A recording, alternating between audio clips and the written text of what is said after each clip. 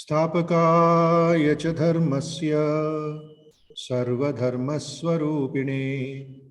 अवतारवरिष्ठाय रामकृष्णाय ते नमः। जननीं शारदां देवीं रामकृष्णं जगद्गुरुं पादपद्मे तयो श्रित्वा प्रणमामि मुहुर्मुहुः। नमः श्रीयतिराजाय विवेकानन्दसूरये सच्चित्सुखस्वरूपाय स्वामिने तापहारिणे अखण्डमण्डलाकारं व्याप्तं येन चराचरं तत्पदं दर्शितं येन तस्मै श्रीगुरवे नमः। तस्मै श्रीगुरवे नमः। तेजोसि तेजोमयि देहि वीर्यमसि वीर्यं मयि देहि बलमसि बलं मयि देहि ओजोसि ओजो मयि देहि मन्युरसि मन्युं मयि देहि सहोसि सहो मयि देहि। सर्वे भवन्तु सुखिनः सर्वे सन्तु निरामयाः सर्वे भद्राणि पश्यन्तु मा कश्चित् दुःखभाग् भवेत्। ओम शांति शांति शांति हरिः ओम। 1 minute concentration on simple pranayama techniques. Inhale slowly, all of you. 6 seconds, 7 seconds, or 8 seconds. Don't put pressure on your lungs or on your mind or body.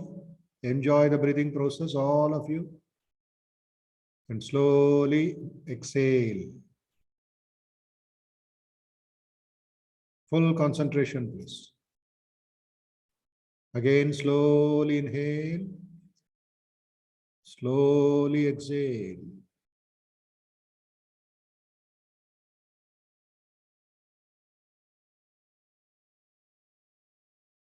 Third time, as you inhale, positive vibrations, pure vibrations, peaceful vibrations, strong vibrations, powerful vibrations, fearless vibrations are entering into your mind and body. All the negativity, opposites are being destroyed. And breathe out positive, pure, peaceful, strong, fearless vibrations. Full concentration, 100% concentration.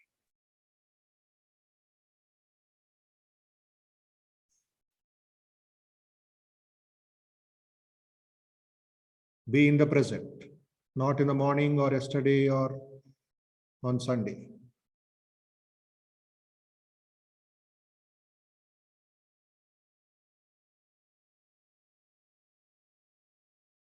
Train the mind to be like a lamp in a windless place.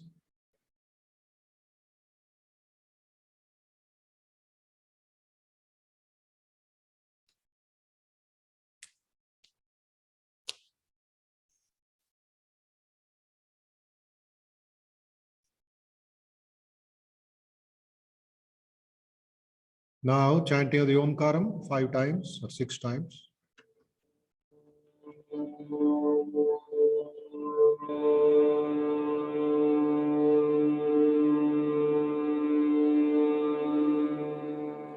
Take a deep breath and chant.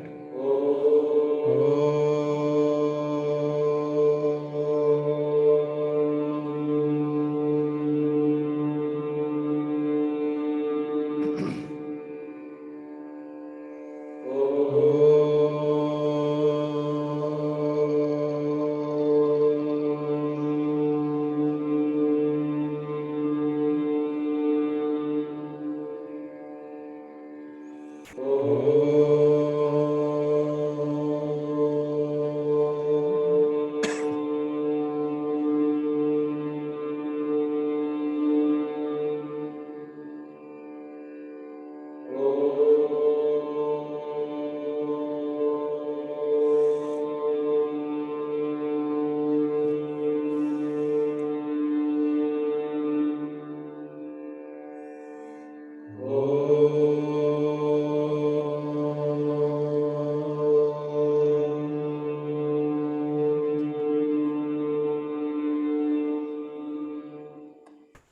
Asato ma sadgamaya tamaso ma jyotirgamaya mrityorma amrutangamaya.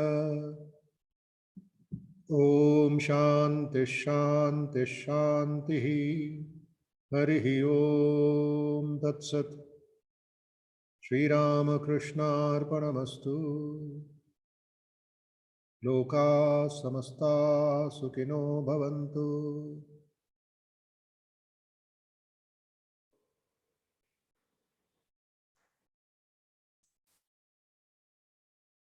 Now I'll play a small song, Vivekananda's message, his personality. Please watch and gain that positive vibrations. Composed by his own disciple, Sharat Chandra Chakravarti. The title is Murta Maheshwara Ujjvala Bhaskara, and with little graphics on Swamiji's journey to America and his success there.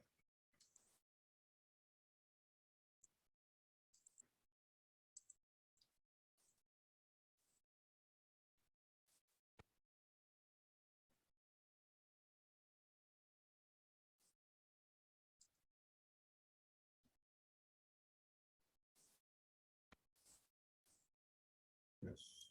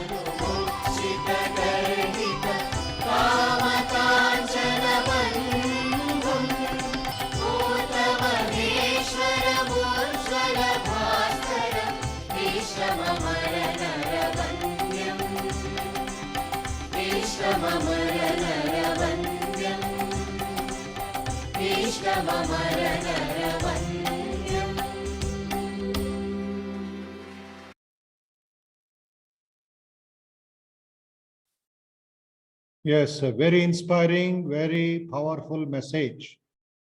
Murta Maheshwara, the Maheshwara Shiva who has come in the form of Vivekananda. So, Prachanda Tandava Nrityam, he did such a glorious fight against negativity, against darkness. It was like Shiva Tandava. So, this is a very powerful bhajan, music, set to music. It's a traditional song in Bengal and in all our Ramakrishna centers. It's available in the net in different formats. Please download, listen, and meditate. Okay.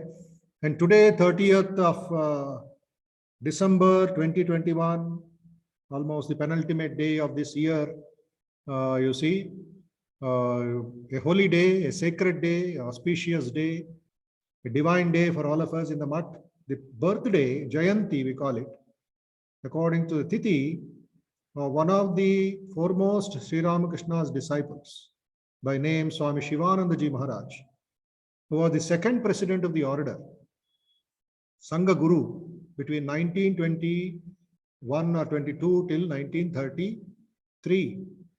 So he was like Shiva himself.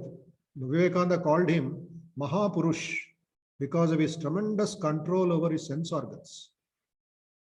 So he had that tremendous control over his mouth, his tongue, his habits.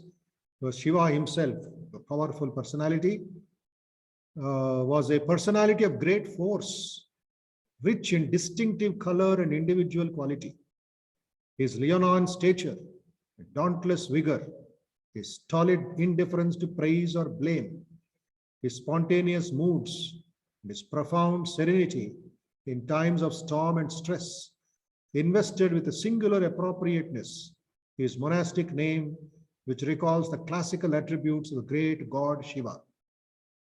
He was born sometime in the 50s of the 19th century, in November, December. The exact year of his birth is obscure. Now, Swami himself was his characteristic indifference to such matters, never remembered his birthday. His father had indeed prepared an elaborate horoscope for his son, but the latter threw it away into the Ganga when he chose the life of renunciation. So how he met Sri Ramakrishna, his training under Sri Ramakrishna, then his austerity, his pilgrimage. He liked Ooty in Tamil Nadu, Uttakamand, very much. And he started a center in Tamil Nadu, many disciples all over the state. He came to Chennai, came to so many other places. His pilgrimage stories are there. And spent a lot of time in Benares because that's the plate of Shiva. And first was vice president, then became the president, then finally Mahasamadhi. So those who are feeling a little more inspired to learn, I request you to log on to belurmath.org, belurmath.org, belurmath. There you find several folders. One of the folders is the direct disciples of Sri Ramakrishna, 16 of them. Vivekananda was the leader. Then who was Mother Sharada, who was Ramakrishna, who were the householder disciples, what were their inspiration, the organization, the publication, the activities in the whole world, centers in the whole world, news and media, and so many videos, speeches, the Aratrikam recordings are all in that, what you call website. You can have a wonderful darshan. So today is the 4th day of this session, sacred day, auspicious day, penultimate day of the year, calendar year. So before I proceed quickly, I will just take two opinions of these 3 days session. We completed half, moving to the second half, the later part. Let me ask who will speak? Venkateshwarlu Garu, what is your learning last 3 days? How did you feel? So that the faculty today will get a grip of the topic. What did you learn? 1 minute, 1 minute, 1 minute. Now you can unmute, sir. Venkateshwar. Swamiji, so much of great things to learn, but main thing is whether I could practice it or not. That is only my concern and doubt due to my responsibilities, and rest of the thing is in yesterday also the third class Sachinarana Garu and the second class by you. It's really good inspirational, but the implementation part is mine. So how would I take it and implement for myself is the biggest question. So that is. So you got a lot of ideas. Now it is time to implement it. That is Yeah. I think today also one of our faculty, Dr. Vivek Modi, joining us from Hyderabad, will deal with that. He is also very particular about it. Implementation, practice, experience, all that matters a lot. Okay, let me go to Shruti Mova. Shruti, are you there? Can some more people open your video? Swamiji. Yeah, can you tell me your lessons? What did you learn and what is your this one feeling? I learned to how to control negative thoughts, Okay. and that's all. That's all. All 3 days same lesson. Swamiji. Yes, sir. Who is that? Namaste, Swamiji. Atul Kumar. Yes, please. Atul, please start. In this 3 days, especially the 3 hours, the auspicious hours for me. In the first day, the faculty teaches us about what is positive thinking, positive attitude, negative awareness. These all things which is very important in helping us for positive thinking. In the second day, you teaches us about what is difference between the attitude between the mental ability and the positive attitude of the disabled peoples, and how such a great attitude they are doing such things which we are not doing right now. With powerful 2 hands, 2 legs, proper body, we can not do what they are doing with such great mental ability. And in the third day, we can Sir Satyanarayana Garuji tell us some discussions which is very useful for us. Very nice. Very nice. Thank you very much. Thank you. Today we have with us Dr. Vivek Modi, doctor by profession, MBBS qualified doctor, but he is more into wellness training and training of leadership and training of youngsters, mind management, etc., into the life skills and soft skills. So we requested him to give the class today. He has been with us last 12 years, 13 years. And he is groomed in the Ramakrishna Vivekananda tradition. So right man in the right place, dealing with health, dealing with mind, dealing with attitude, and is connected with several service organizations in the city, state, country. So he is in Hyderabad only. So he will give the class today. And we welcome Dr. Vivek Modi. Namaste, Vivek Modi ji. Pranam Swamiji. Namaskar. Once again. Yes, Swamiji, after quite some time, and it was excellent for me to listen that bhajan once. It was required. I really felt very, very light after listening to that, and feel very, very happy to again be in the action. Yeah, absolutely. The platform is yours. You can continue. Thank you, Swamiji. My namaste to all. I have a humble request to most people. If feasible, please keep your camera on so I can have a look at you and get a feeling of class. This is the first step if we are learning positive thinking. You know, one of the benefits of positive thinking is it brings your presence to your present. It brings your presence to your present. Means whatever I am doing, I do it with an attitude of acceptance. That okay, let my next 1 hour be in this process of learning something helpful, which will help me to improve my life.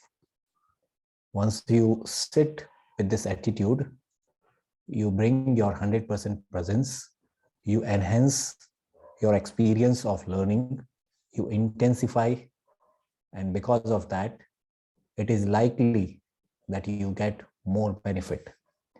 You move not just from, or you don't just stay at thought, but really bring it into action.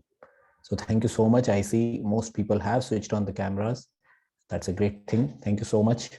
Others also, please see if you can make the arrangements and keep the camera consistently on and not switch it off in between. I will also make a small presentation. Also, I would look forward towards your questions. So I want to spend at least last 20 minutes or so taking your questions, so that if there is anything which you think needs to be discussed in particular, we'll discuss that. With that said, let me try to share my presentation.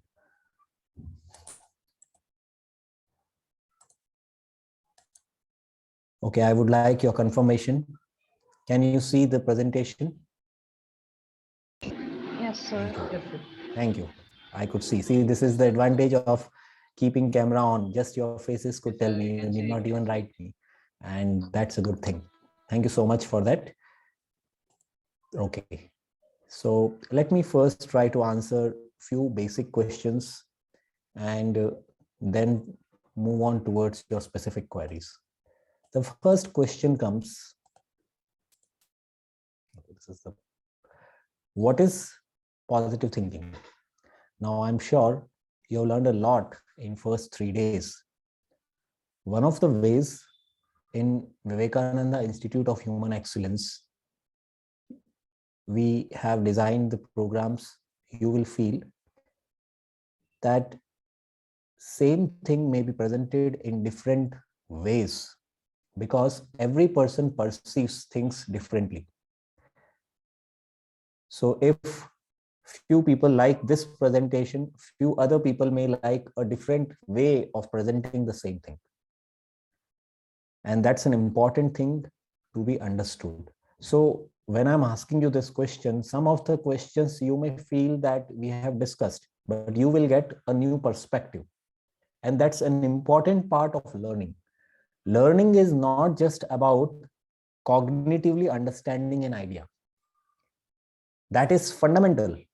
That is, of course, basics. If I want to learn something, I have to understand that. That is a very basic part of it.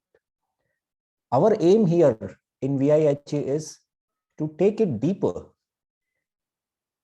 Food, when we eat, it has to get digested.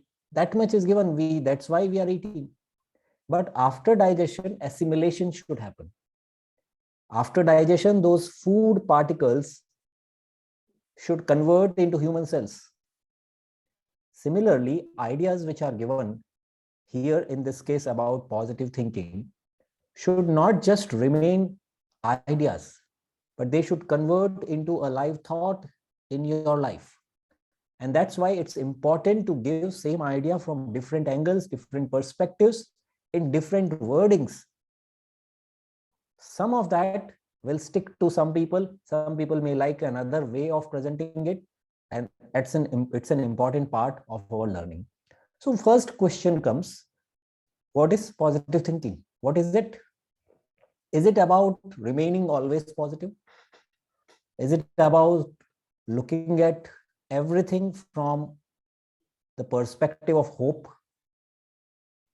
Is it that you try to do something, you start a business, you write an exam, and after that, just keep thinking positive? Is it that? Can anyone tell me? I would like to also listen from you. So anyone who feel like responding can simply unmute and speak. If there are too many people, then I will probably order them, but otherwise you can just feel free to unmute and speak. What is positive thinking?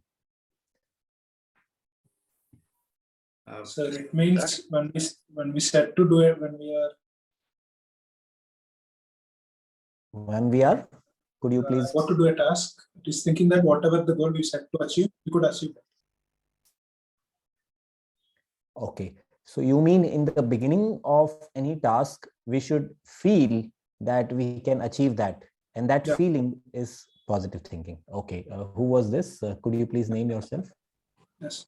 Pradeep, I'm Pradeep. Pradeep. Yes. Thank you, Pradeep. I see Alakananda Das. Alakananda ji, please unmute and speak. Again, sir. Positive thinking is an attitude which focus on our bright side of our life, and which gives us the positive outcome and anticipate happiness. So it is keeping the positive side brighter, if I put it in very Yes, short. Wonderfully put. Very nice. Sir, Anybody else has sir, to add sir. on this? Name Yes. yourself. Yeah, Viren, sir. Yes. Yes. So Viren. in my point of view, positive thinking is if you get success or failure, think in a positive way, which will be helpful for our future. That's what I take. Okay. Sir, sir. Yes, please. Positive thinking, which is about we are thinking positive, which is also maintaining our health good. That's it. Okay. So keeping good health is also positive thinking. Yes, sir. You mean positive thinking helps us to remain healthy. That is your meaning, right? Not, I think, yes, Sir, sir. shall I? Yes, please.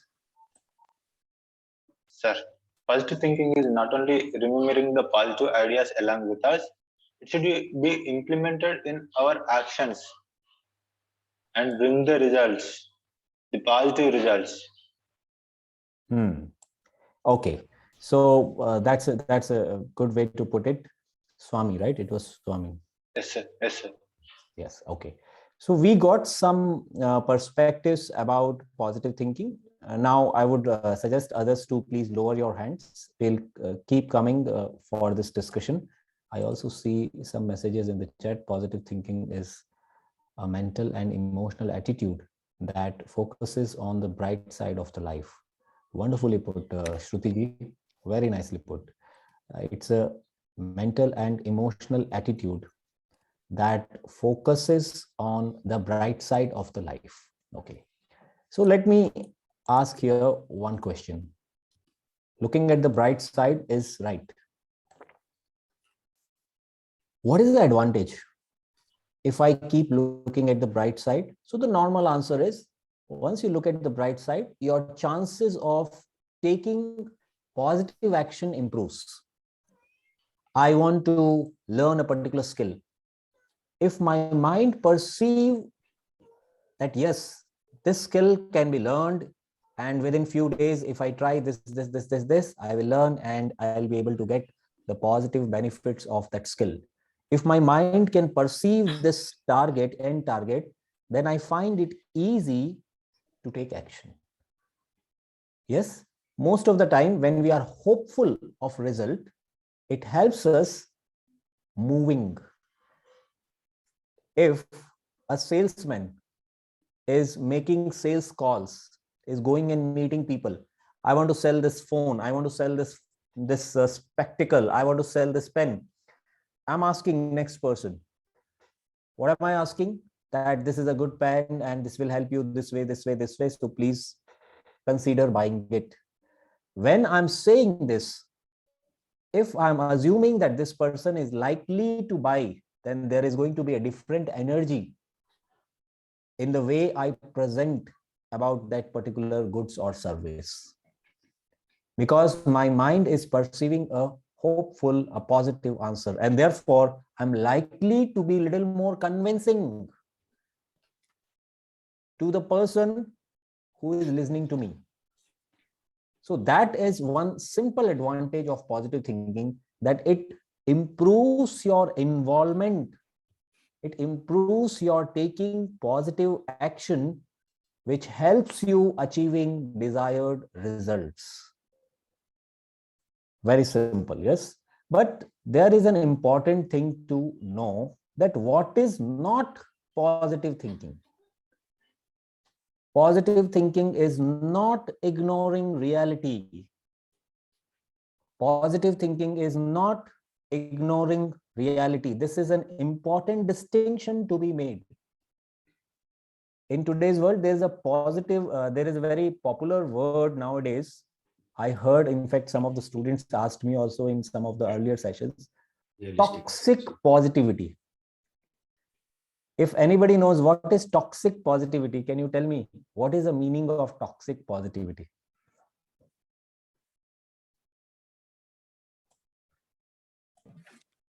Excuse me, I don't know, but I can guess. Okay. Sanjeev Sinha, perhaps a person is positive to the extreme, to the risk of danger to his own limbs or results. Okay. Extreme positivity means positive even at his own destruction. Okay. I mean, yes, blind to real dangers lurking and may end up disrupting himself or the work itself. Yes. Anybody else? Excuse me, sir. I'm Chandrasekhar, sir. Pardon? I'm Chandrasekhar, sir. Yes, Namaste, sir. Sir, it is pretending, sir. In my opinion, it is pretending. Means acting like, even though he has some negativity in its side, in the other angle, so he may be pretending. Thank you, sir. Yes. Yes. Okay. Okay. So we got two wonderful viewpoints here. Alaknanda ji, yes, you want to say something? Sir, I think it is about keep pressure on mind to become positive always. To pressurize your mind to stay positive. That's what you're saying? Yes, yes, sir. Okay. Yes. So that's a different way to put it. Very nice. Okay. So let me try to explain this. In today's world, one thing is very, very prominently tracked. We are all tracked for our attention through our mobile devices. Most of the world today, which is connected through internet, is tracked well through our what we see on our social media. We are tracked. They are grabbing for our attention. If you open your phone, let us say YouTube channel, anything, and you watch something motivational, there are good chances that you will get even better suggestion of some motivational videos. You will get so many motivational videos. You can never have the depth or the dearth of another new video. And some of them are excellent videos, which will make you feel good. After all, if I'm spending my time on phone, on screen, let me watch something good. So if I'm feeling low, if I'm feeling a bit dull, let me watch a motivational video and feel charged. Nothing wrong. But what happens if my motivation goes up to a point that I only keep on listening to and watching to motivational stuff? Even when the time to take action comes, I'm not taking action. I'm watching the next motivational video. I'm consuming the content, and I have become addicted to the content consumption, because that's the aim. Their aim is, technology is not aiming to do anything but to keep your attention on the screen and make you watch more and more and more and more. The more you are glued to the screen, the more attention they have, the more things can be sold, the more opinion can be shaped, the more powerful any company becomes. So there are many people who have got into this habit, although it may look a very positive habit, that after all, I'm listening something positive only. I'm not just watching movie. I'm not just binge watching on Netflix or an Amazon web series. I'm watching something positive, so let me watch. That can go into toxic positivity, where I start losing touch from reality. where I stop taking action and just feel happy by seeing something. That is not the aim of positive thoughts. That is not the aim of a positive thought. These are like seeds. Seeds have only limited utility. They have to go inside the soil and they have to germinate and they have to create a tree. Only then the seed is useful. What is the use of having a lot of seeds not capable of giving even a single tree? Positive thoughts are great seeds, very good quality seeds. They have future possibilities. But what if I am stuck at the seed level and not being able to give any result out of it? This slowly creates guilt. This creates guilt. What is the guilt? The biggest trap of today's generation. The guilt is, earlier I did not know what to do in order to improve my life. Today I know these are the action plans I have to execute in order to improve my life. I know it, but I'm not doing anything. Earlier, my ignorance was my problem, that I did not know what to do. Somebody wants to lose weight. Somebody wants to develop a business. Somebody wants to become healthy. Somebody wants to crack an exam. Somebody wants to improve his communication skills. Somebody wants to grow into leadership. So many things. There is no dearth of knowledge. In today's world, knowledge is the easiest available thing. Earlier, it was a problem. I remember when I was in my medical college, I was doing my MBBS. My entire final year went into literally library. Out of 24 hours, literally 19 to 20 hours, I used to be in library, except for daily needs. I used to be into library because that was the place where I had the books for reference and everything available in the right environment. No other place I could find. But in today's world, you will not find many people in libraries because whole thing is there in your phone. Everything is there.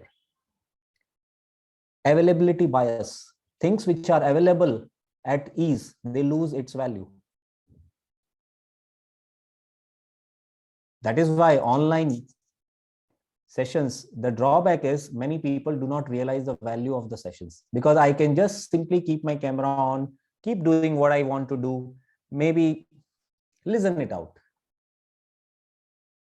My ability to take advantage of a good idea goes down. Please make a note of it. My ability to take advantage of a good idea goes down. Because there are so many good ideas and they are easily available. So the problem with most people today is, I have the solution right in front of me, but I am not able to implement that solution. And that has created a big trouble of self-confidence. Now, problem is not I don't know the solution. Problem is not that I don't have the resources. Problem is I am not in my control. I keep on thinking, but I don't take action. That is the biggest scratch on your painting of self-confidence. Now, no teacher, no guru in the world can help me, because I am looking for something magical. I'm hoping by attending classes, listening to videos, that somebody will say it in the way that I will feel motivated and I will take action. But this will not last long, because I am trapped into what we are referring as toxic positivity. I'm giving myself another excuse to spend another 1 hour in watching a video, but not doing anything worthwhile. Action is the biggest motivator. And that is, I'm denying to myself. I'm not acting. So positive thinking does not mean keep on thinking positive. There is a whole movement in today's world, if you might have heard, it's called the secret movement. You think positive, the whole universe will align and fulfill your desire. Huge, huge, huge business of the secret formula, where people say always meditate on what you want.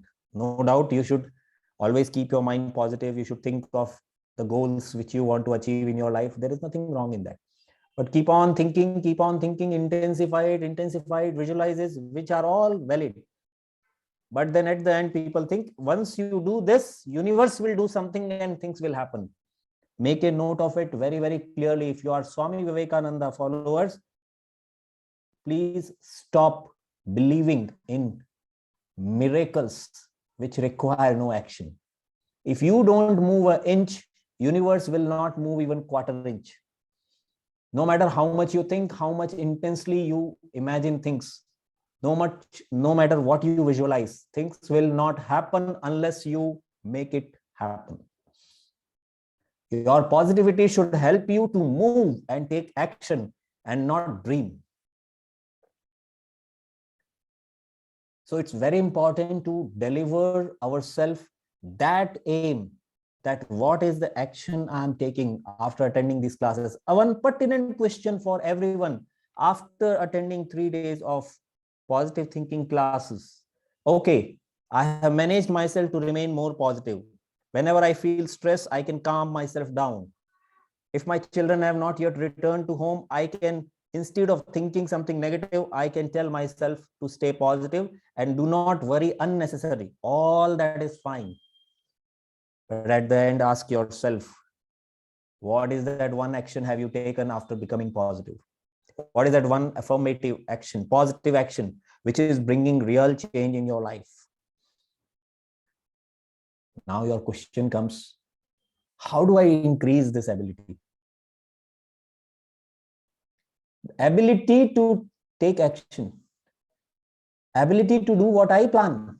See, whatever you do after this class, what I say you may do, you may not like to do it, up to you. You are all mature people to can take your own decision. What others told, it's up to you to take a decision and take action on that or not. But let us say after these sessions are over, there are few ideas which really connected with you. And now you think that, I think this is a great idea and I should do something about it. You are convinced and you are making a plan.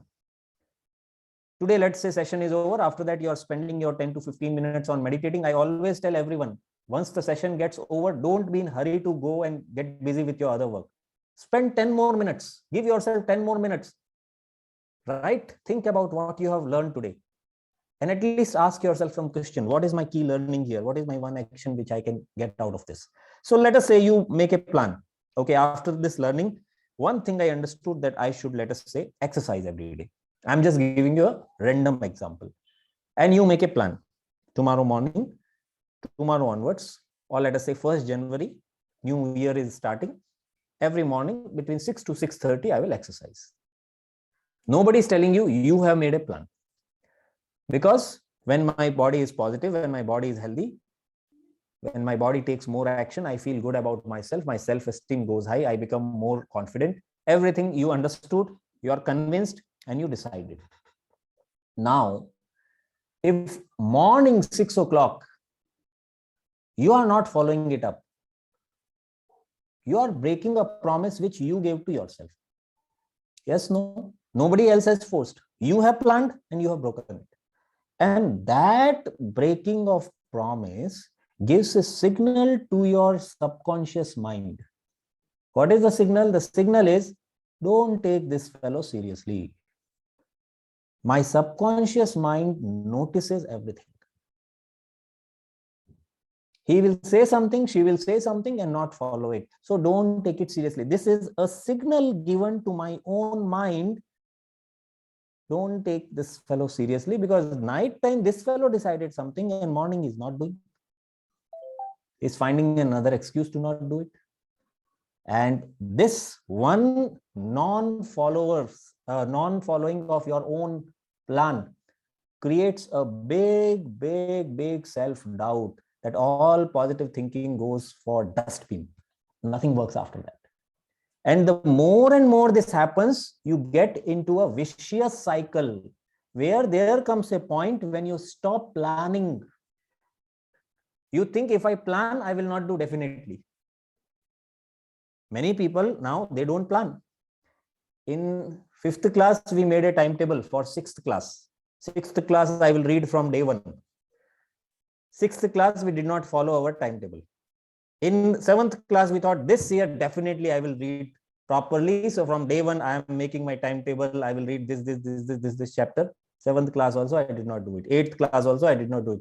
9th class, when I'm sitting to make, I become little practical now. So I stop making big plans. I tell myself, okay, just make 1 month plan. Slowly, I'm reducing now my planning. And 10th class, I'm convinced that if I plan, I will not do anything. I don't want to feel bad about myself. So I stop planning. I start giving this word to everyone that if I plan, I won't do anything. Your first target today is please reverse this cycle. If you want to come out of clutches of just being a mental, vagabond, always venturing into this area, that area mentally, then tell yourself this one thing, that I have to give this signal to my mind with clarity that I am the boss. And what I say matters for me. Now, how to do it? Let's understand. You have to start reversing the cycle. How do you reverse? This is a good day to think about this idea. Start playing this simple, let us call it the simple positivity game or willpower game or sankalp game with yourself. What is the game? The game is simple. Every week, I will give myself one target and I will complete it. This week, every morning, I will read half an hour Swami Vivekananda. Or this week, I'm going to exercise every day. And see that one target you complete. You may not complete everything else. You may not be completely in discipline in the other areas. But that one target which you have given to yourself, you complete. It could be as simple as for someone, I will not take more than 1 tea if somebody is addicted, or I will not be on my mobile phone indiscriminately shuffling through social media. I will keep that half an hour time, whatever it is, your challenges, something to do or something not to do. You give yourself that target, and in that target, you complete it. If you can do this for next 52 weeks, you are giving 52 solid statements to your mind, boss, I am the boss. You're telling to your mind, I am the boss. I may not be in complete control, but if I decide, you can't do a thing. 52 times when you give this statement very powerfully to your mind, every time you take a decision and you complete that, you are giving a solid statement of conviction to yourself that I can make a decision and follow it through. If 1 week looks very long, make it 3 days. If that too looks very long, make it 1 day. Every day play a game.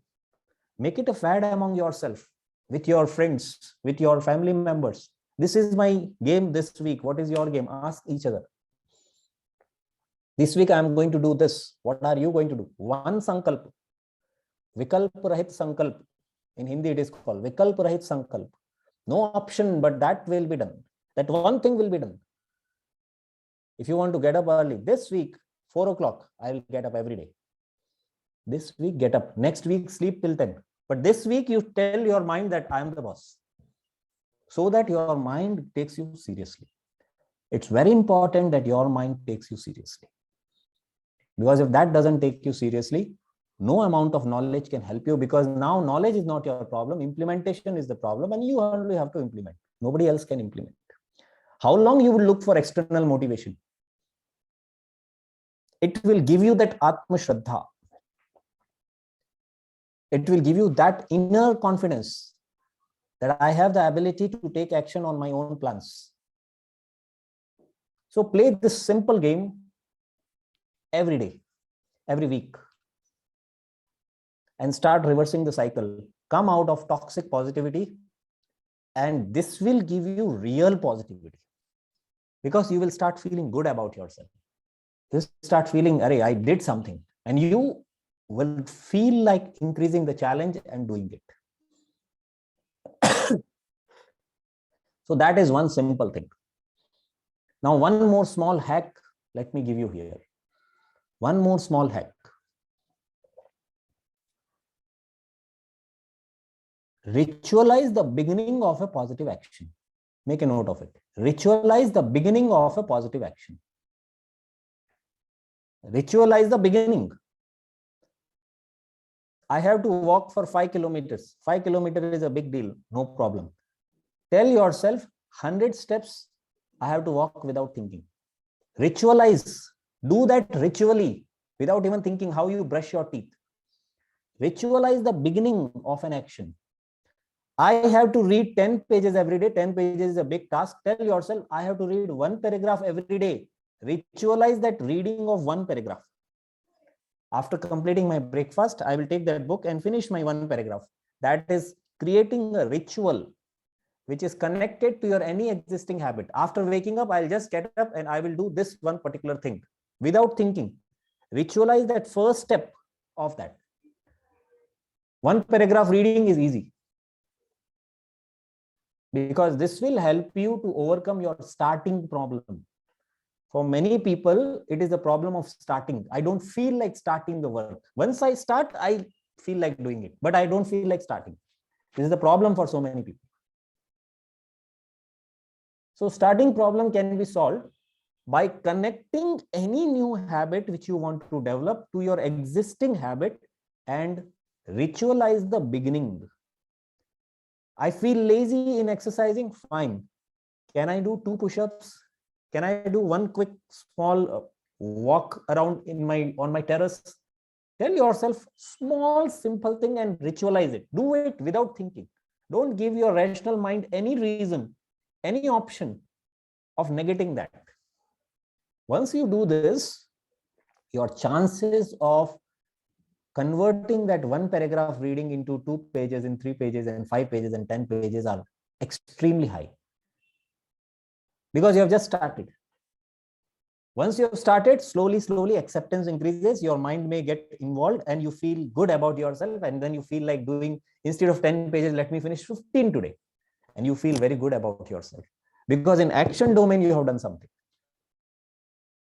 So that's a small hack. Ritualize the beginning of a positive habit. Okay, please do that. Till here, is everyone clear?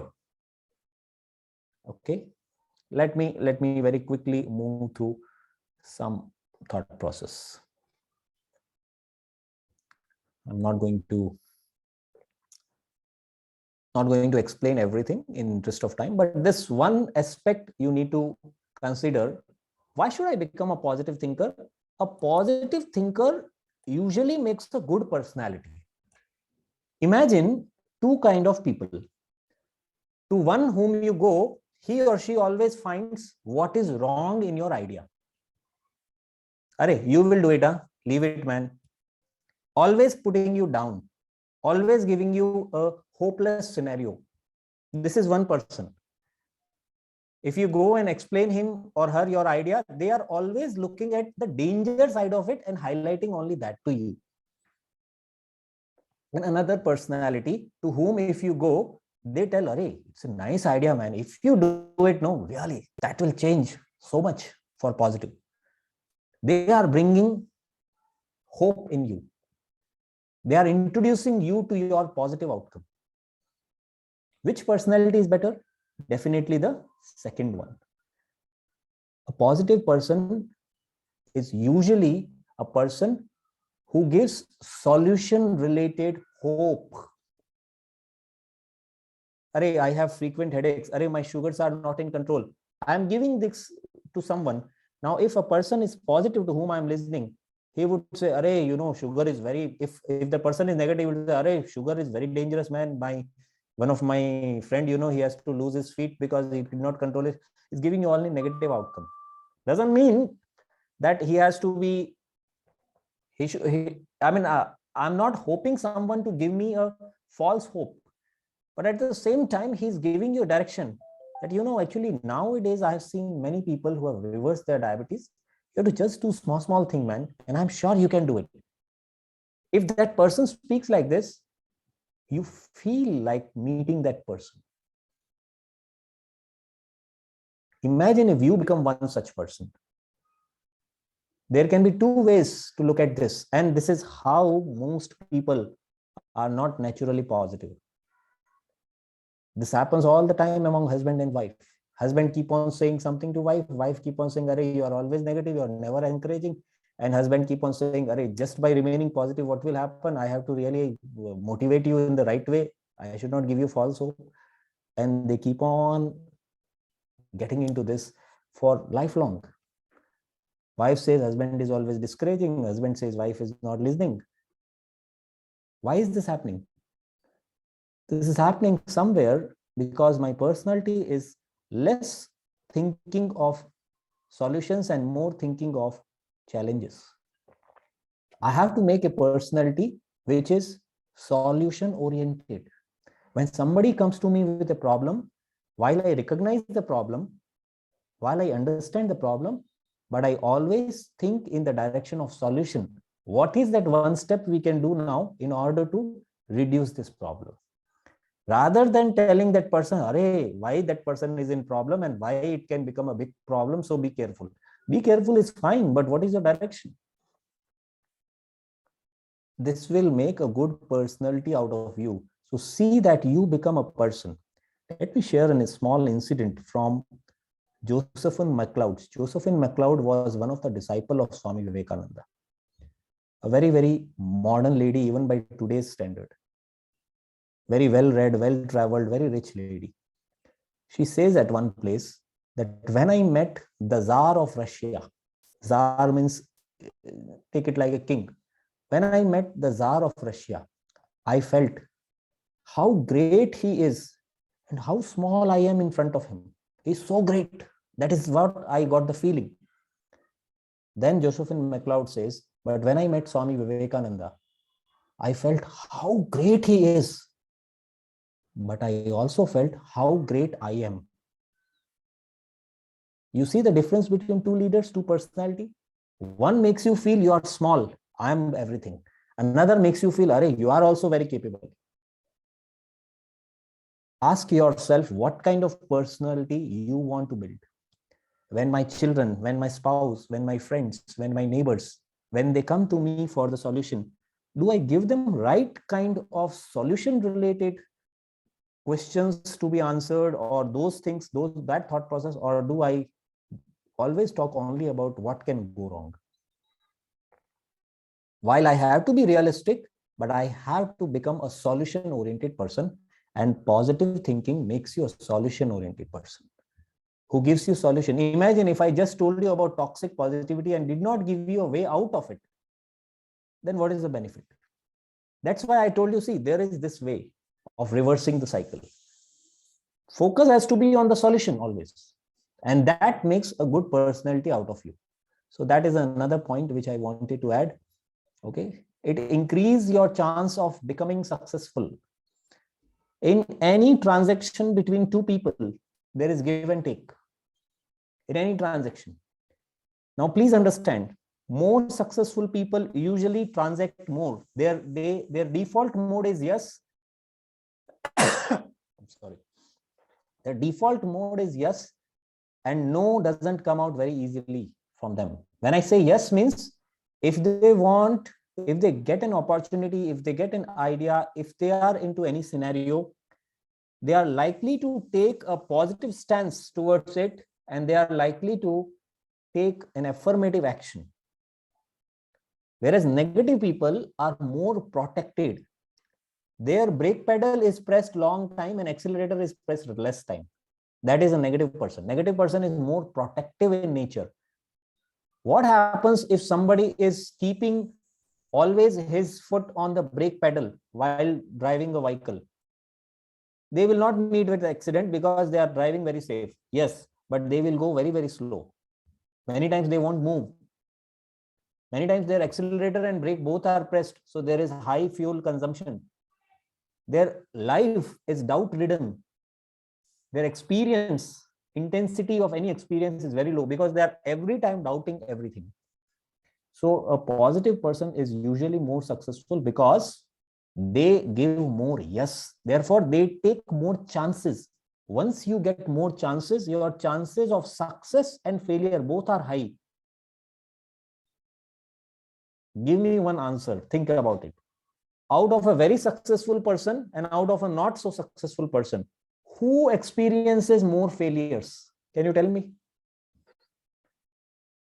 Very successful person, not so successful person. Who among between these two will experience more? I think failures? the successful one.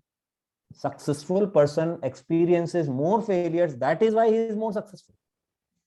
Now, this may be a very intriguing question for everyone. The cost of success is failure, my dear friend. The cost of success is failure. The more failure I can digest, I give myself more opportunity to become successful. That's why usually successful people try more things. Of course, they are a bit stable in nature. It's not that they are reckless. Everything, yes, yes, yes, yes. Every business opportunity, yes, yes, yes, yes. No, I'm not suggesting to be reckless. There has to be a method in that. But then method has to be such where chances of engagement is high and disengagement is comparatively low. Where I take more positive stance, where I trust people a little more and doubt little less. Once I get into that mode, I increase my chances of doing business. When I say doing business means making things happen. Any proposal comes, one is negative stance. Arey, it cannot happen. You will not do this. This is not practical. Last time also we failed. Negative stance. Any proposal comes, give a positive stance. I increase my opportunities, my network. Everything increases indirectly. That's why usually positive people are more successful, because they give themselves more options to engage and therefore more opportunities to succeed. Okay. It improves quality of your experience. As I told, if anybody is sitting in this session with this positive stance that let me attend this, their acceptance level of being present here, their acceptance level is high. They are able to listen to me with little more intensity, with little more clarity. They have lesser doubts. They do not have other nagging thoughts in their mind. Why? Because they have accepted to be in this session for next whatever number of minutes. And once I sit with an experience with a attitude of acceptance, my receptivity goes high. Difference between Arjuna and other Pandavas when it came to archery. Arjuna was 100% presence. With his 100% presence, he could get more benefit. Eklavya could get it even without being taught directly, because his acceptance was 100%. In any transaction, there are two things: my ability to give, but more importantly, it is your ability to receive, which will make the difference. There is something which will help me to deliver the knowledge, but there is something in you which will help you to receive the knowledge with intensity. And this acceptance is usually high with people who are positive in their outlook. Instead of doubting, instead of thinking negative outcome of something, they think positive, and therefore they make themselves available to the experience. So that is another aspect of why we should become positive. Okay. Now, the question comes how to become positive. I have given you a few ideas already: becoming solution oriented, reversing the cycle, getting into those willpower games, and telling your mind that you are the boss. One more very popular way of doing it, which is very well established, is simple: realizing your greatest gifts. Realizing your greatest gifts. Let me stop the sharing here, because after this I want to keep 15-20 minutes for your questions. Listen to this carefully. No matter what are the challenges of your life presently, it really doesn't matter. I can say one thing, that all of us must realize that we have got so many things to be thankful in our life than to regret about. This realization is important. So many things in my life are going right, and there are only few challenges. Now, many of you may think, no, that's not the reality. My life may be challenged. Maybe some of you are going through some or other kind of challenges. Maybe it's a financial challenge, maybe it's a health related challenge, an academic challenge, some other kind of relationship challenge. Challenge is part of our life, no doubt. And maybe that challenge is overwhelming you so that you are not able to feel great about yourself. Why does this happen? This happens because things which comes at ease, things which comes without effort, we usually do not realize the value of them. I realized the value of home food when I started missing it, when I had to go away from home and eat hostel food. And then I realized, home food was so great. My mother used to cook for me and she used to give me everything. I realized the value of that when I started missing it. One of my good friends, who's a very big man today, when we were in school and colleges, every day used to fool around his father. His father used to say, "Beta, you are very talented. Just be a little disciplined. You will achieve great success in life." But every day used to lie. Every day used to fool his own father. Never listened to him. Today, his father is not there. A lot of things happen on the way. He went into a financial crisis, but is an intelligent man. He got it back, everything. With one regret for life, that I wish my father was there to look at my success. When he was there, he kept on telling, I never valued what he told. But today he is not there. When we stop getting things which are easily available today, we start realizing the value. It could be availability of our dears, our family members, our friends. It could be availability of many things in life. This is a common human flaw. What is the flaw? Ghar ki murgi dal barabar. In Hindi, there is a saying. Whatever is available easily, hum uska value bhul jate. Somehow, we fail to realize the value. If this session is available to you without any charges, without any rules, without any guidelines, just come attend whenever you want. This session can never benefit anyone who gets it easily, who gets it without any kind of sense of commitment. It is very important for us sometimes to charge people to make them realize the value of it. When I say charge, it's not about money, about their time, about telling them you have to keep your camera on so that your skin is involved, so that you feel that this is not coming easily. I'm doing something. Then you start valuing it. And once you start valuing it, those things start working for you. So it's very, very important for us to realize this Facebook post I got. I wish I could share, but I have to again search. So the post was, there was an image of a tree, a beautiful green tree. And it was written at the bottom of it, how great it would be if all the trees were like Wi-Fi hotspots. You know, simply sit under a tree and get high-speed internet. Kitna acha hoga? How easy it is. Then there was a line written below this. Alas, trees don't give you Wi-Fi signal, they only give you oxygen. This is an indication that we do not value just because things are coming very easily, simply. Oxygen is much more of value, but we don't realize the value because they are available without any effort. Now just think, what are the things in your life which are really, really, really some of the biggest lotteries in the world? As a doctor, I have seen this even in my short career as a clinician. When a 70-year-old suddenly start thinking, doctor, please see that my knees start working. Please see my eyes help me in seeing things. Please see my lungs start working. Whole life, the person abused his body when it was available. He ate indiscriminately, did not live a disciplined life, never exercised because body was supporting.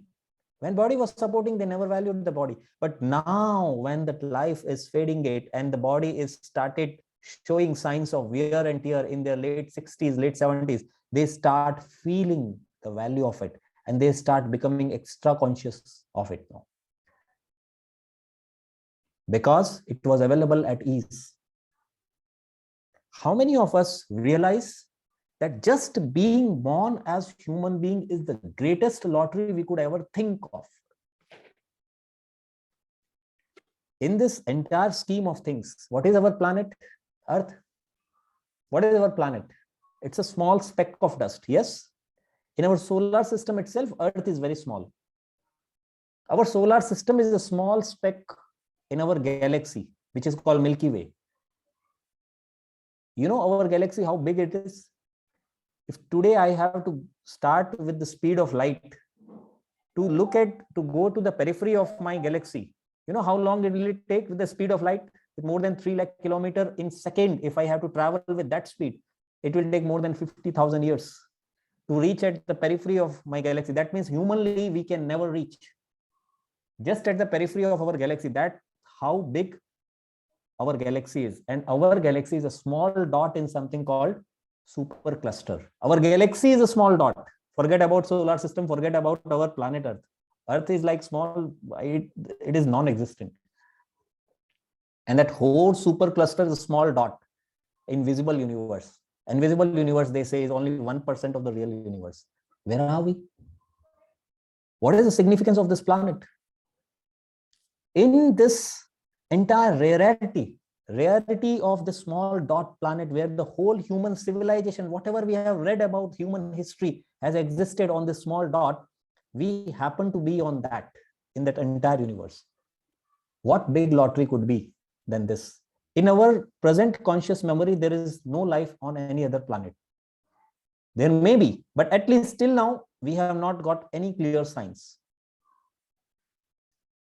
So it's a huge lottery that we happen to be on a small speck of dust in this entire universe. And we happen to be in which form? We happen to be in the highest possible form, in human form. We could have been a chicken, we could have been a mosquito, we could have been a dog, we could have been anything. Yes, no? And what is the life of a chicken? What is the life of a mosquito? Gone. We could have been any one of that, but we are luckily not that. We are at the highest rung. And among human beings also, where are we born? We are born in a country like India, free India, not British India, free India. In the time when our life quality is far better than the kings of all previous generations. We live a more comfortable life than any king could even imagine.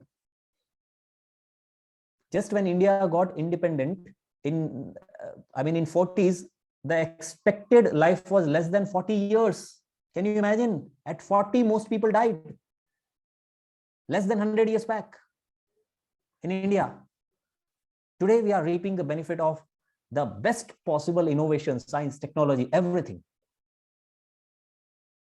We are not born in a country like Syria. We are not born in Uganda. We are not born in any such country. Unfortunately, we are in a free India where we have absolute liberty to do what we want. How many of us realize the value? We don't realize the value. Why? Free. Go to your government hospital, any government hospital, wherever you are. Spend 2 to 3 hours there. Any big government hospital. You will thank yourself that, thank God I am not here. There are children who spend their entire life in government hospitals for none of their mistake. Somebody is born with a deformity, somebody's father is a drunkard, somebody's something. Go and look at the reality of people who are living even in our country. There are close to 15 crore children who don't have a guarantee of getting one glass of milk. Wherever you are sitting, I don't know where are you presently. Draw a 5-kilometer circle from there. You will find enough people who do not know what will they eat today. Yes, no? Luckily, we are not in that situation. We can eat what we want. We have enough clothes to wear. We have enough friends. You are connected with an organization. You are getting right now an opportunity to be with Vivekananda Institute of Human Excellence, which can show you some light in life. How many of us actually value these things? Most people, that's a fact, most people fail to recognize the value of it just because they have come so easily. That's why when somebody dies in the family, people start crying very loudly because they suddenly realized that when they were there, I missed telling this to my father, this to my mother, this to my this, because now that person is gone. Now they are realizing the value. अरे ये तो कभी आएगा ही नहीं वापस. Commonest human flaw. Whatever we have got today, this is one of the greatest blessings. Once you realize this, then gratitude is a natural attitude. To feel thank you God for giving me this. Whatever you believe in God, whatever you believe in energy, in nature, thank you for making me here, for giving me this big lottery, for giving me this healthy body, for giving me enough people, a family. All that is a big thing. Let me close with a small incident, and after that, be ready with your question. Once, an 8-year-old child comes back from his school, goes to his study room, on his study table keeps his bag, school bag, and finds his favorite sweet on his study table, a motichur laddu, which is his favorite sweet. 8-year-old child, he doesn't think much. He thinks it must be for him. So he starts eating the sweet, feels very happy. Eating that sweet, he comes out of his room. That, wow, today I'm eating my favorite sweet. His father was sitting and reading newspaper. Just looks from the corner of the newspaper. My son is enjoying that small surprise. Father feels happy. Monday, this happens. Tuesday again, he finds his favorite sweet. He enjoys. Wednesday again, it happens. Thursday again, it happens. By Friday, sweet is over. Finished. No sweet now. But this child was expecting one sweet now. Because he thought 4 days I have got. That means one sweet after my school time is my birthright. So I must get it. He was hoping. See, this is how we create our expectation. He was hoping. He came there in the room. He was expecting, Are, there is no laddu. What is this? Where is my sweet? Don't you know this is my sweet time? Who is that idiot who has forgotten to keep my sweet? He gets angry, gets cranky, comes out yelling, what is this? Where is my sweet time? I don't have that laddu. Father was looking. Father thought, my God, Monday, Tuesday, Wednesday, Thursday, 4 days I have been keeping one laddu. This fellow never thought, who is keeping this? Let me go and thank. One day he doesn't find laddu. He says, who is that idiot who has forgotten to keep my sweet? Father must be thinking, my son is so thankless. Now, just bring yourself in the shoes of that child and think. Think when we complain, God, why my boss is like this? Why I am short? Why I'm like this? Why I'm like that? Why this challenge? Why that challenge? So many challenges. We have our own challenges. God must be looking and telling, my God, this fellow, I gave a human birth, healthy body, such great family, such good free country, education, so much to eat, so much to wear, friends, family members, so much I gave. When was the last time he was genuinely thankful for what I gave? And I gave him something which is his challenge, which is his playground in the life. He has to solve the problem and he has to go to the next level. Instead of enjoying that challenge, this fellow is complaining. He is so thankless. She is so thankless. Exactly the feeling like that father must be thinking if there is some entity called God. So we have to stop being that child who is thankless. And no matter where we are today, come from this point of view of attitude. And this is all our Indian culture teaches us. Swamiji used to say, you are Amrutasya Putraha.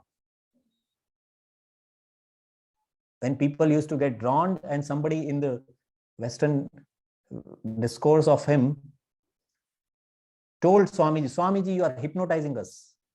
Because he used to be an amazing speaker. People used to completely forget time. Somebody accused Swami, you are hypnotizing us. Swamiji told, my dear friend, I don't need to hypnotize you. You are already hypnotized. I am dehypnotizing you. I'm making you realize about your greatness, which you have forgotten. That's the Indian philosophy. No born sinner business here. The business here is you're born divine. Just realize that. Rest of the things will happen. That Atma Shraddha will come. That's our method. Okay. So I stop here, and I have overshot time, but still I'll take maybe 5 to 10 minutes if I am permitted for taking your questions. Thank you so much.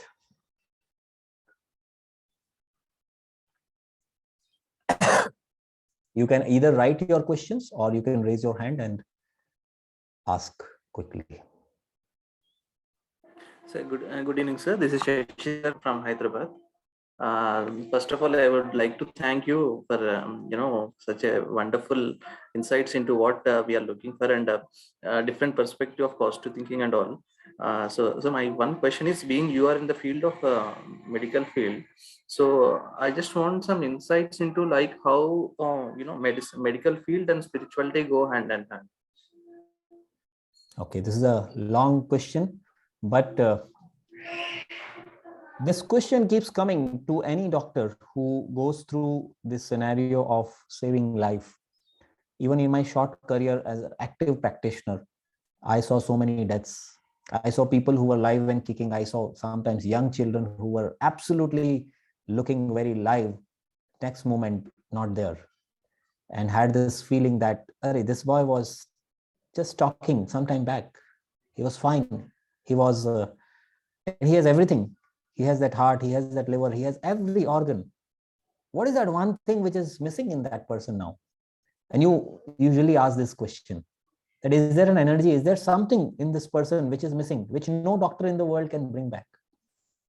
So such deep questions come to doctors usually when they experience, there are out of body experiences. There are many incurable diseases as per medical literature, but there are more than 3,000 of such diseases, such cases, recorded cases where people have recovered miraculously, where we have no answer to them.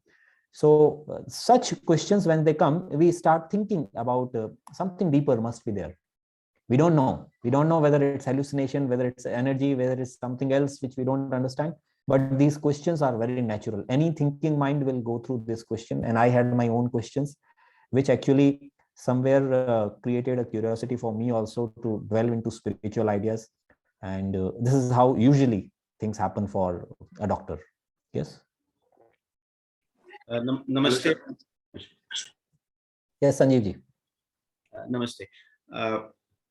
I am not a medical professional. I'm an engineer by qualification, but because of the grooming in early childhood by doctors who were teachers, I had some amount of medical knowledge about health nutrition. So what happens is, when there are diseases in the family, and so many of them lifestyle diseases, and even the basic ideas like food or exercise. So when I try to, I'm positive, I know it can be cured. I have cured for myself. But when it comes to family members and friends, even though they trust me, somehow that deep inside the feeling is that unless you take a medicine, prevention is not going to help much. So despite being positive, I have to be painfully aware that nothing is working. And some of them ultimately died also. So what is the approach to be taken? Because it's true that they will listen to a doctor, what he says. But since I am not a doctor, the first thing is, oh, how can he know so much? So he must be wrong. He must be just an opinion.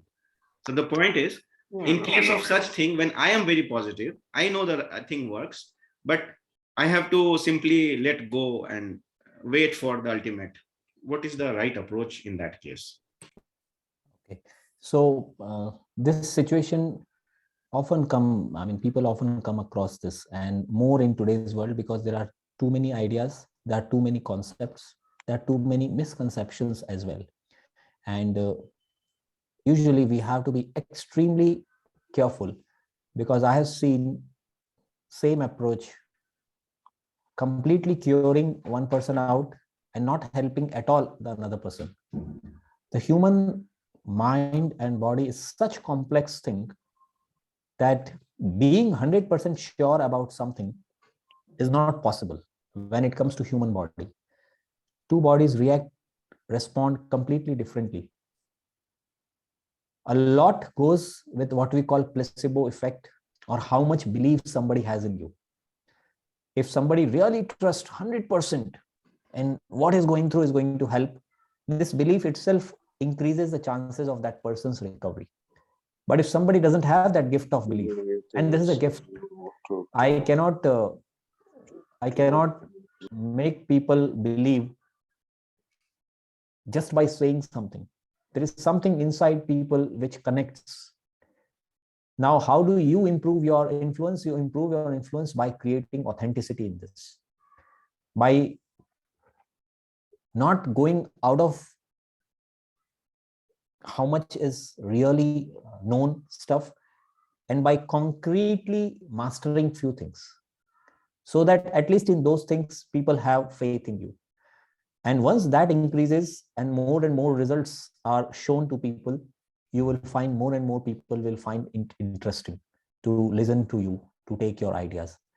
This is a double-edged sword. We have to be extremely careful while claiming anything. There are many things about which I feel very sure, but I don't claim it in public, because I've seen enough people where things can completely surprise you and you are up for a rude shock. So we have to be very, very calibrated, matured, accept that everything will not happen the way we want, learn, make notes of everything, and always keep an open mind. I'm not a person who says one thing is absolutely bad or one thing is absolutely right. We have to keep absolute open mind, objective mind, and see what works and what doesn't work. And this is a lifelong journey to prepare ourselves from such situations. But I would say master in few areas. That increases your authenticity. Yes. Hello, sir. Fine. Sir. Just 1 minute. There is some message in the chat I see from Kavya. I have previous doubts, sir. How to think out of the box, and I have written my NEET exam due to some cut off marks. I couldn't get the seat, sir. I want to achieve it. Some make annoyed that it happens every year and be wasting your years. Okay, so Kavya, I completely empathize with you, and I am for the doctors who are agitating for NEET, because the situation is absolutely undesirable. They should not have been in those situations.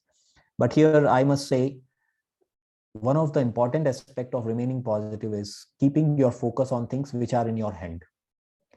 There are few things in our life which will never be in hand. That may not look fair, but that's the reality. I have to accept the reality. There are few things which are in the hands of government, which are in the hands of court. Are they fair? Is that right method? There's no point in dwelling on that, because that's out of my limits. So please keep your faith, focus on things which is in your hand, maintain your focus around there. It's a matter of time. Yes, I know one entire year has been stretched for NEET people, and they are struggling. But then maybe this is the way you have been tested. Accept it with the attitude of acceptance. You'll be able to face the situation with little more confidence and little more positive attitude. Otherwise, unnecessarily negativity will come into life. Okay. Yes, somebody wanted to ask a question. Namaste, sir. Yeah, sir. Good evening, sir. Good evening. Good evening, sir. Sir, my question is, a lot of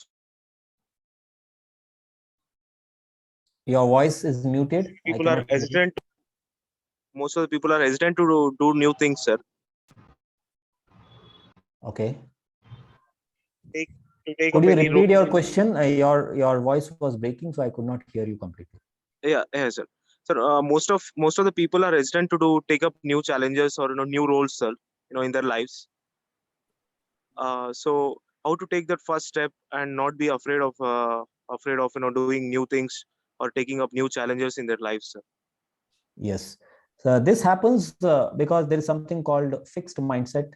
When we try to create our image out of few things, that I can do these things and I cannot do that thing. So I often recommend two thought process. One is called, one word which you should use in your life more often is called experimentation. Experimentation is a very positive word because it takes away the burden of failure. Many times we don't try new things because we are scared of that failure label. But when you take it as an experiment, let me try for next 1 month, 2 months, 3 months, something new. This gives you a new way to look at the situation where it's just an experiment. Okay, an experiment makes you experience rich. Once you are rich with experience, you are better equipped to take informed decisions.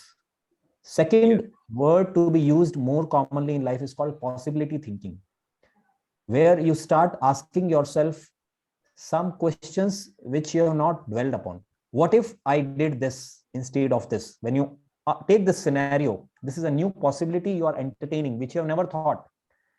And when you indulge into possibility thinking, something exciting may come up.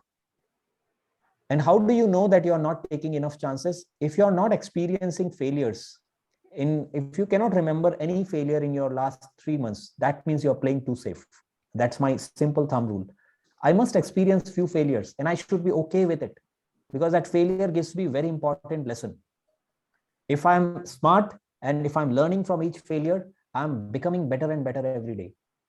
So just by proving yourself that I will always be right, usually we enter into the territory where we play too safe.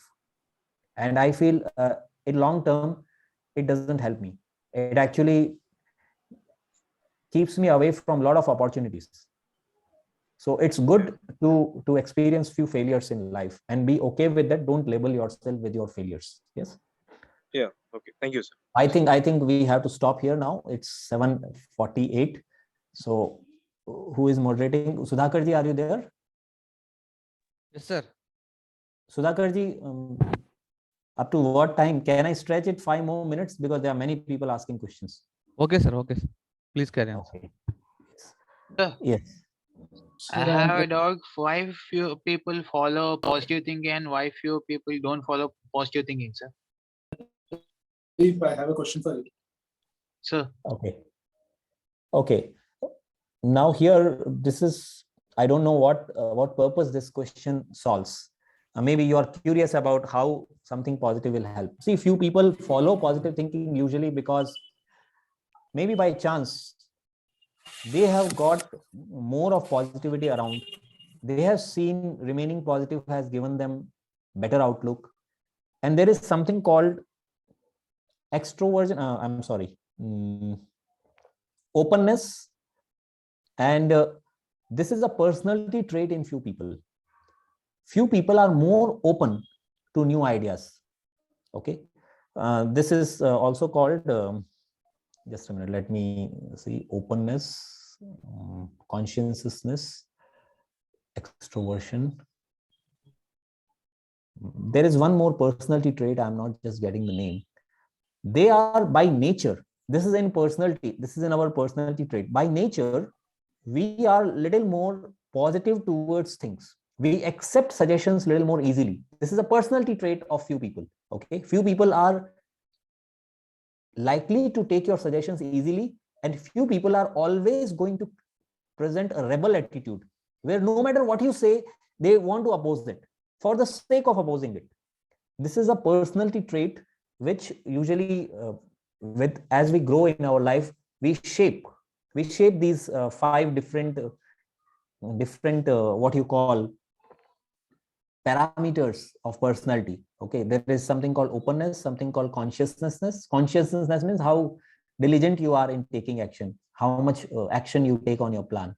Then there is something called extroversion, ability to meet new people, easily expressing your ideas. Then there's something, one more comes from A, I'm forgetting. And the last one is called neuroticism. Neuroticism is some people easily get anxious, nervous, they easily get perturbed. These are personality traits. And a part of it also comes from genetics, okay, which is ingrained in the way we are brought up and in the way our genetic makeup is there. But a lot of it can be influenced by conscious choice. It can be done. Okay. Thank you, sir. Sir, namaste, sir. My name is Srinivas, sir. Can you hear me, sir? Yes. Yeah, thanks for the great lecture, sir. I have learned a lot from you during this lecture. And one question I wanted to ask is, because you are in the medical field, you have seen many things. You mentioned about a gratitude journal where people eat indiscriminately and they realize that they don't realize the uh, greatness of having every human organ and all. But how do we actually realize? Like, it was a very great point. If we were actually into reality, that I have a lot of great things which I own right now, I would have been a much happier person right now. After listening to your words, I realized, like, yeah, there are a lot of things which I have right now. I should be very grateful for. So how do you like have this attitude? Like, do you read some books daily, or like, and what is your daily habits like that help you get this kind of a these ideas? Like how do you Okay. get this attitude? Yeah. Okay, so see, attitude of thankfulness is, if you look carefully, the way Indian culture is trains us. You see, most of our mantras, most of the things which people practice or listen, they come with attitude of thanking. Right from early morning, getting up and thanking the earth itself, thanking the sun, thanking the nature, thanking the trees. This is somehow ingrained in our culture, but most of us today do it either mechanically or we don't do it, or we do it in fact many of us don't even realize the meaning of the shlokas which we chant. So one of the ways is to really bring some spirit into doing these things on regular basis. People do Sandhya Vandan, people do all these simple things. They look seemingly very simple exercises. They look like we are blindly following something. But if you really mean what you chant, when you say Om Sahina Vavtu, or when you say all these shlokas, what we use, when we really say Sarve Bhavantu Sukhina, and we start really feeling it, then it brings that positive impact on us. It improves our empathy level. It makes us realize that I am deeply connected with the fellow human beings. It cannot be the case that I am very happy and people around me remain sad, because it will create an impact on me. So when we continuously watch our life, and when we realize that there will be ups and downs in my life, no matter what I become in life, and when I'm down at that time, I must notice, I must see what is that I'm suffering with, what is that I would like my fellow human beings to do. This brings a kind of empathy in me. That also brings in me that feeling that I must not go off the balance. I must not become an arrogant person just because I have tasted some success. At the same time, when I am going through tough time, I must not lose my balance and keep that faith. So this happens when you are regularly doing any of such activity. For me, every morning I get up and I try to consciously remind myself of all the greatest gifts. Okay, you can do it while sleeping. You could do it while visiting temple. You could do your weekly or daily visits to the temples and feel little empathetic towards people there which you see near temple, outside temple. So there are many ways. I keep myself grounded with organizations where I can find right people.